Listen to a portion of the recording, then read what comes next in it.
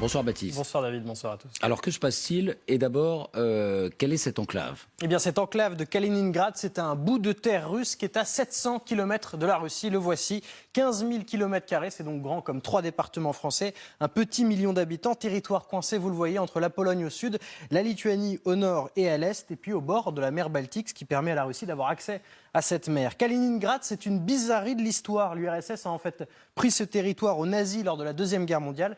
Et le territoire est resté russe. Alors depuis longtemps, pour acheminer des marchandises à destination de son enclave, la Russie utilise les airs, la mer, mais surtout, principalement, le chemin de fer, le train. Une centaine de trains, chaque mois, empruntent une ligne. Vous allez la voir, ligne qui part de Moscou, qui passe par la Biélorussie, par Minsk, pays ami de la Russie, et qui ensuite va traverser la Lituanie en passant par Vilnius avant de rejoindre Kaliningrad. Ça passe donc par le territoire européen, territoire de l'Union européenne. Et c'est précisément pour appliquer les sanctions européennes que la Lituanie a décidé, il y a quelques jours, de couper l'approvisionnement pour ce qui est du charbon, du fer, de l'acier, mais aussi pour des matériaux de construction ou des biens technologiques. Le mois prochain, ça concernera aussi l'alcool. Et puis ensuite, le mois d'après, ce sera pour le pétrole également. Une vidéo largement partagée, vous la voyez sur les réseaux sociaux, montre des habitants de l'enclave qui se battent pour pouvoir faire des stocks dans un magasin de bricolage. Et donc c'est cette décision de couper le trafic ferroviaire pour ces métaux, pour le charbon, qui fait rugir Moscou. Oui, le ton est brusquement monté. Moscou dénonce un blocus et le Kremlin annonce de très sérieuses représailles contre la Lituanie.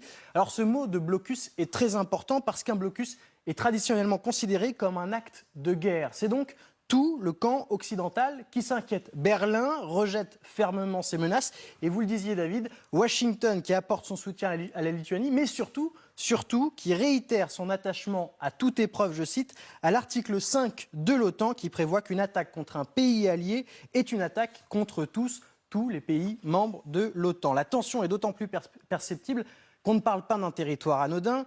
Moscou abrite sur cette enclave de Kaliningrad sa flotte militaire en mer Baltique, mais aussi des batteries de missiles antibalistiques, notamment des missiles Iskander, capables de transporter des ogives nucléaires. Rappelez-vous, c'est de cette enclave de Kaliningrad que la Russie avait procédé à des essais nucléaires. C'était au début du mois de mai dernier. Et la Lituanie, qu'est-ce qu'elle dit? Que dit la Lituanie? Eh bien, elle récuse le terme de blocus. D'abord parce que c'est vrai que les passagers peuvent toujours prendre le train pour se rendre à Kaliningrad, que pour les marchandises qui ne sont pas concernées par les sanctions, eh bien, c'est toujours possible, évidemment, de les faire acheminer jusqu'à l'enclave. C'est aussi possible pour ces biens qui sont sous le coup des sanctions de passer peut-être par la mer Baltique. Ça, Moscou a toujours le droit de le faire. L'Estonie, voisine, accuse elle aussi la Russie d'escalade des tensions parce que la Russie a simulé des tirs de missiles contre des cibles situées dans les États baltes, mais aussi parce qu'un hélicoptère russe est entré dans l'espace aérien estonien sans autorisation. Bref, nouvelle guerre des nerfs enclenchée.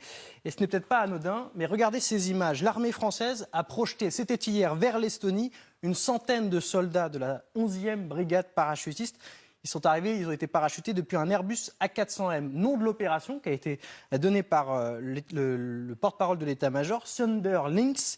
Objectif de Paris, démontrer la capacité française à réagir rapidement. Alors officiellement, ça n'a aucun lien avec ce qui se passe en ce moment dans l'enclave de Kaliningrad, mais force est de constater que ce genre d'exercice est quand même assez rare. Merci Baptiste. Alors au-delà du bien fondé